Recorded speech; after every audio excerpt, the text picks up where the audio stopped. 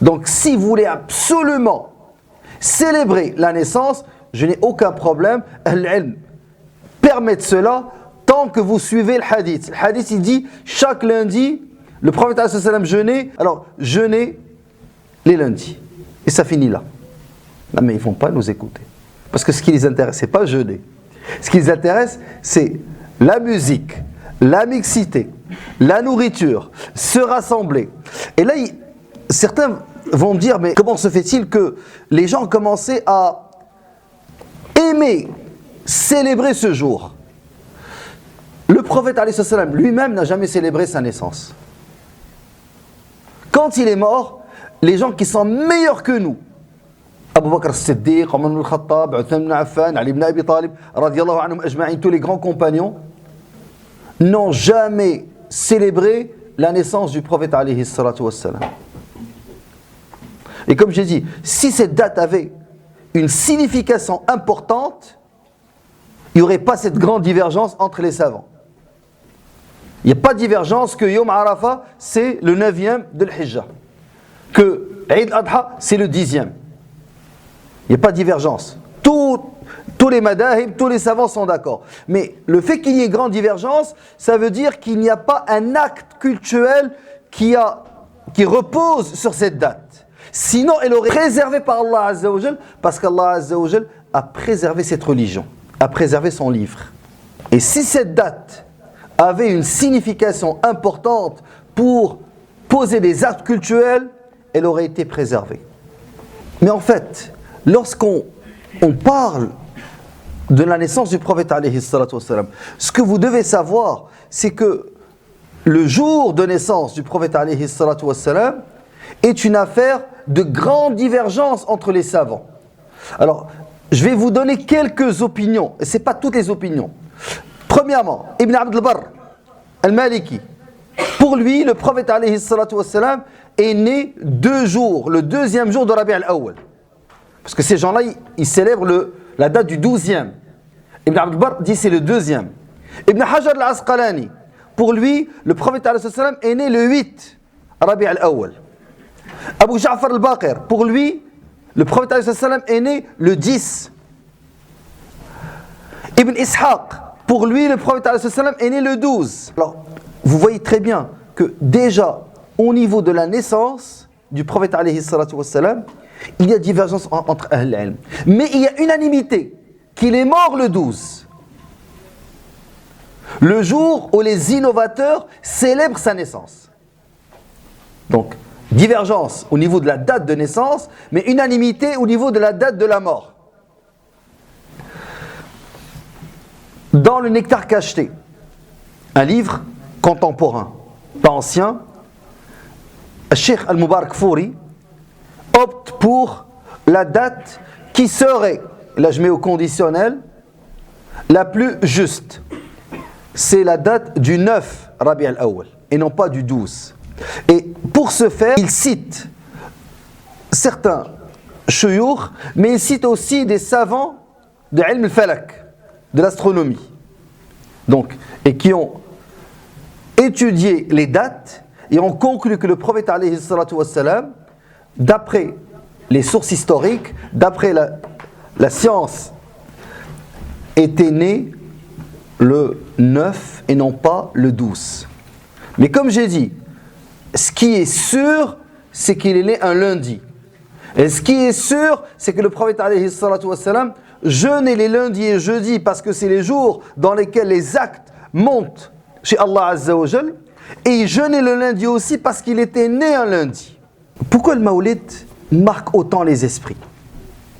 C'est que le Mawlid, pour plusieurs personnes, c'est pas simplement un acte cultuel, mais c'est aussi un acte culturel. Les gens qui l'ont instauré la première fois, les Fatimides, Ad-Dawla al-Fatimiyya, ils en avaient fait une grande célébration avec des gâteaux, de la viande, des rassemblements, des chants, de la musique. Et ça avait marqué la société égyptienne. Et pendant des siècles, les gens commençaient à se réunir, à visiter, rendre visite à leur famille, au temps de Al-Mawlid. Donc c'est devenu fortement ancré dans la mémoire collective des nations. Et quand tu viens leur dire, il ne faut pas le faire, les gens ils sentent comme quelque chose qui manque. Parce que depuis leur enfance, depuis leur naissance, ils ont vu leur père le faire, leur grand-mère, leur grand-père. Et il y a un attachement passionnel. C'est la passion qui l'emporte. Al-Maqrizi, il dit que Ad-Dawla al-Fatimiyya, quand ils ont commencé à célébrer Al-Mawlid al-Nabawi, ils ont commencé par instaurer aussi la célébration de la naissance de Isa alayhi salam, de Jésus. Ils ont ajouté la célébration de l'anniversaire de Ali radiallahu anhu, et de Hassan, et de Hussein, et de Fatima. Donc il y avait non pas seulement la célébration de la naissance du prophète alayhi salam, mais ils avaient une dizaine d'événements qui soulignaient au fil du temps. Pourquoi ils faisaient ça?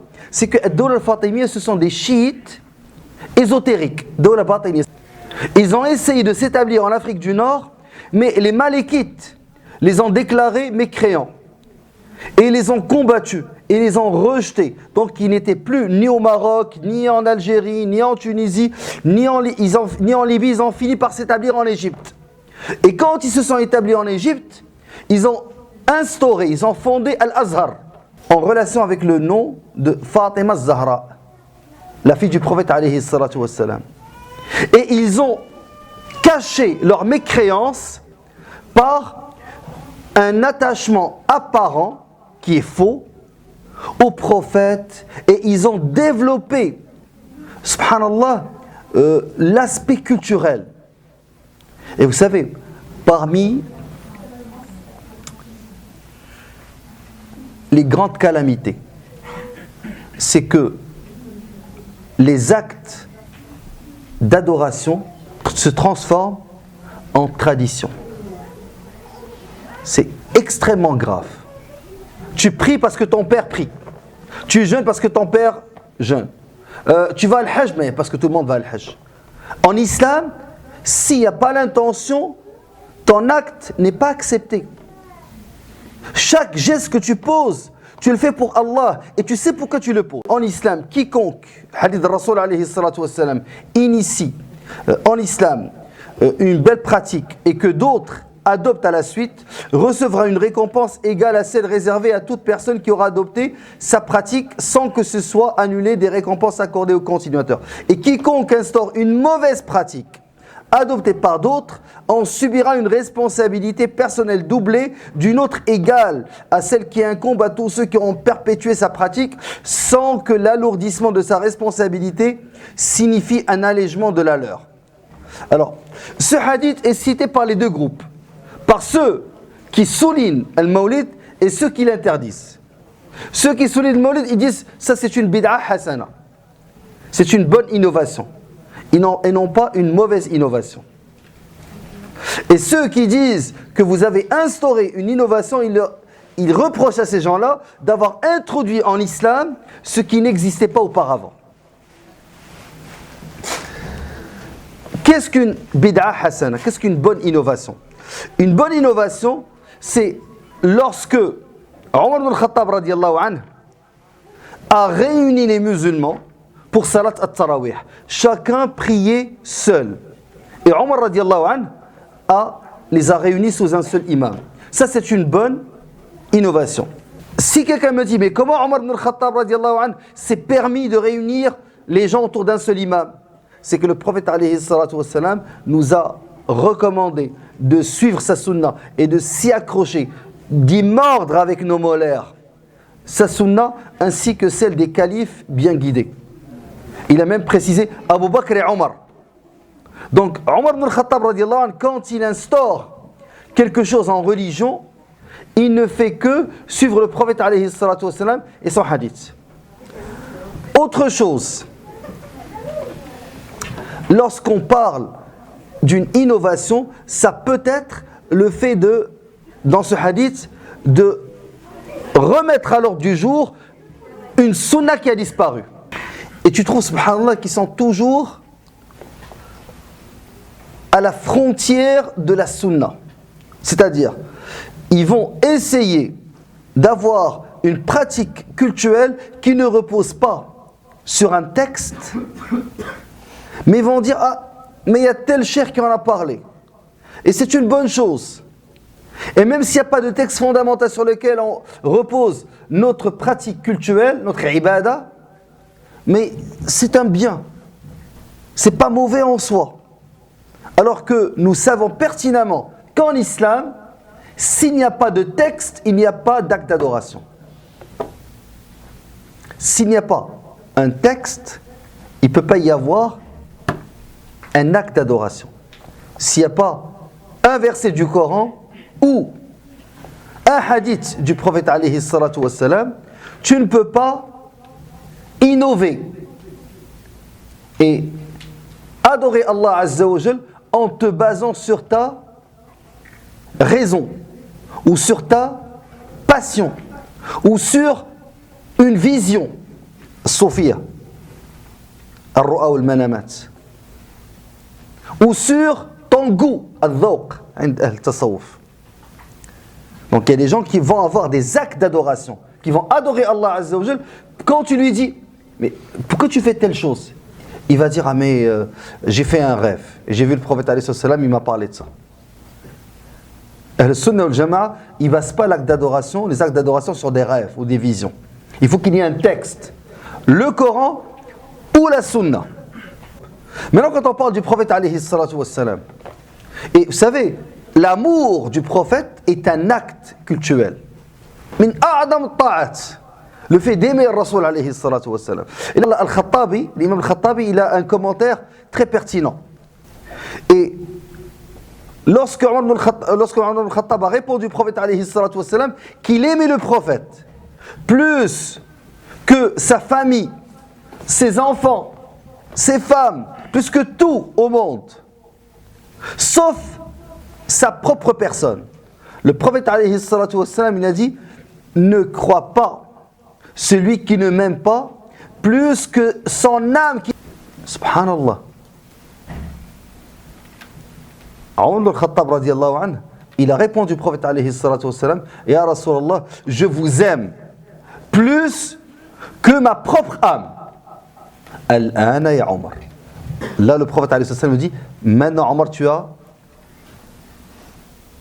atteint la foi. Al-Khattabi, qu'est-ce qu'il dit?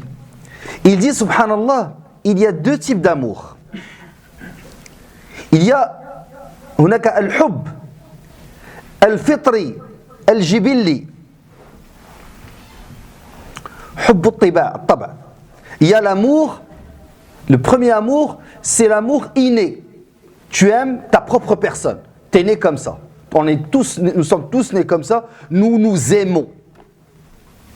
Tu ne veux pas te faire du mal. Tu veux toujours le bien pour toi. C'est normal. Tu es né comme ça.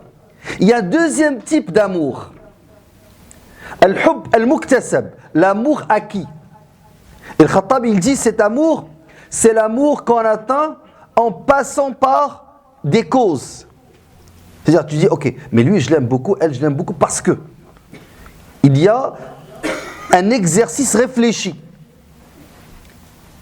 Omar al-Khattab, radiallahu anhu, quand il a réfléchi, il a trouvé que pour aller au paradis, il faut qu'il aime Rasul alayhi salam. Pour éviter d'aller brûler en enfer, il faut qu'il aime Rasul alayhi salam.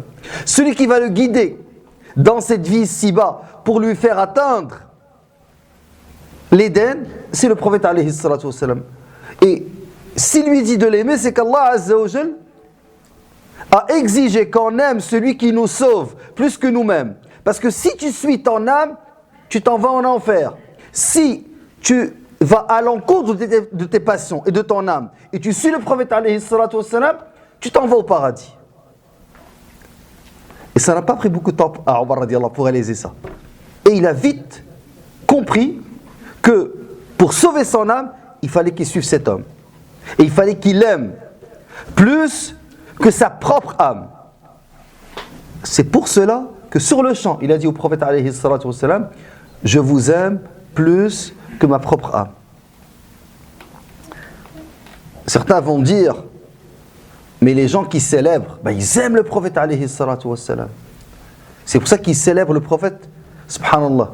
pour ça qu'ils le célèbrent une fois par année, une fois sur 365 jours. Non, mais ils vont nous répondre. Mais il y a un hadith qui dit que le prophète alayhi salatu wassalam jeûnait le lundi parce que c'est un jour qui est dans Sahih, parce que c'est le jour de sa naissance, le lundi. Pas de problème. Jeûner chaque lundi, célébrer chaque semaine. Et c'est un acte culturel.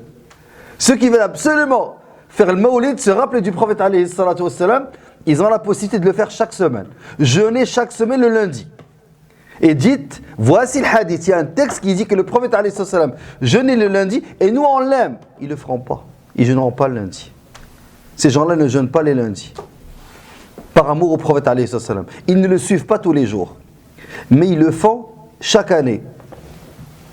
Font venir les instruments de musique, réunissent les hommes et les femmes, que ce soit à Montréal, que ce soit ailleurs. C'est toujours pareil, subhanallah. Tashabahat qulubuhum.